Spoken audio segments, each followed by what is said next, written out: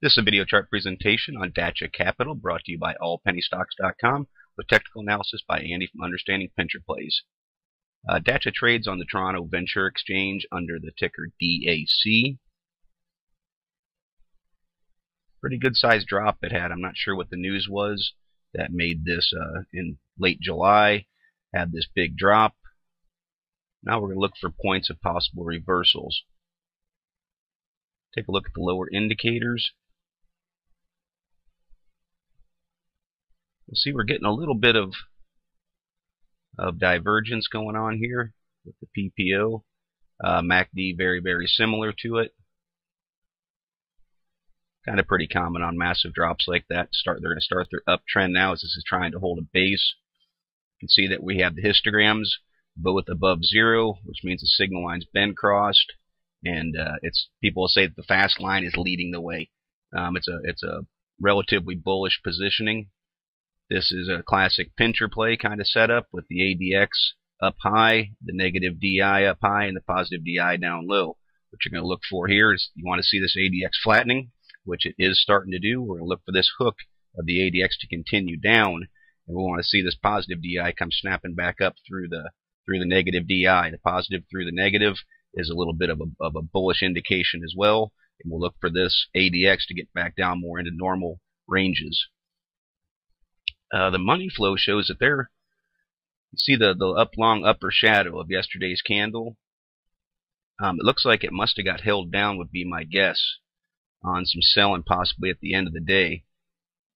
But when these short terms are moving fast like that and making this quick snap, tells you there was some nice buying pressure. You see volume pick back up. It came back down to close, but there was good buying pressure throughout the course of the day.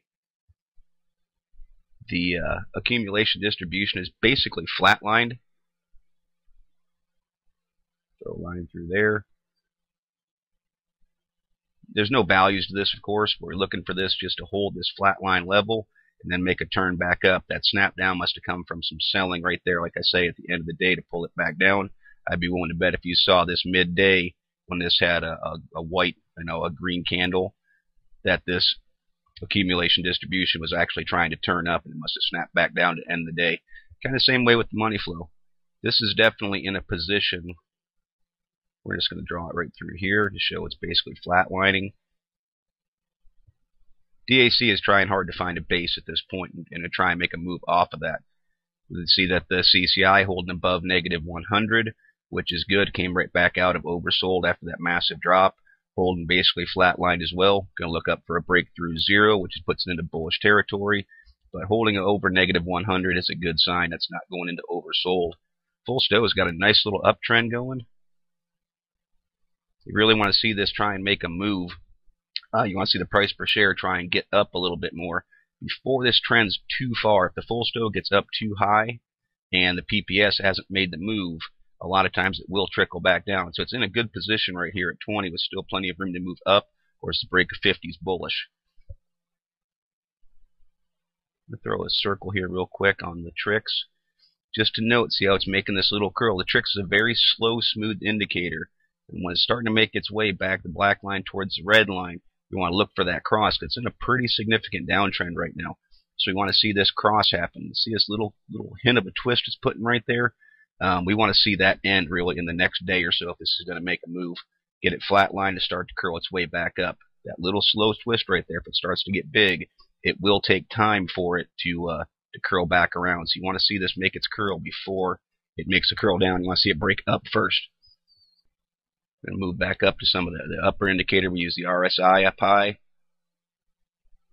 In a nice position altogether. You like to see those when something goes to make a bigger move, when a chart does, a lot of times it starts with those RSIs, with any indicator really, that can move rapidly, all bundled together. And these being bunched up is a good thing because it can turn very quickly to the north side. It's kind of basically flatlined as well. This becomes quite a bit of a candle play. And what this needs to do, a bottom support level at 31.5 cents, that ultimately has to hold. But before that, right through there, we'll see what it touched was the low yesterday, 33 cents. That 33 cents is a pretty good area. Last 4 days holding it. We're going to want to see that hold first and foremost. If it wants to dip down, there shouldn't really be too much panic. If it wants to dip to 31.5, that's very minimal loss still at that point, about 5%. So you want to see that hold. That presents a buying opportunity for a lot of people right there at a very bottom support. So if it touches it, we'll look for that to hold and try and rebound back up off of it. It's wicked up a couple different times. So, 39 would be a solid resistance level. It's going to become a bit of an area because you can see right through, all right through here. I'll try and get the cursor over on it. All right through this area has been tough for it for the last month. We're going to put an upper line here of resistance around 40 cents. It's going to be how it reacts to it. And I say that in the sense of also, see that 20-day, that purple line is the middle Bollinger Band. A chart becomes bullish when it can move above that middle Bollinger Band. So we're going to want to see it go up and test this. There's some PPS resistance right there and the moving average resistance. So that's going to be a big point for this if it starts to make a move. We're going to want to see volume continue to stay strong. You can see it picked up a little bit yesterday.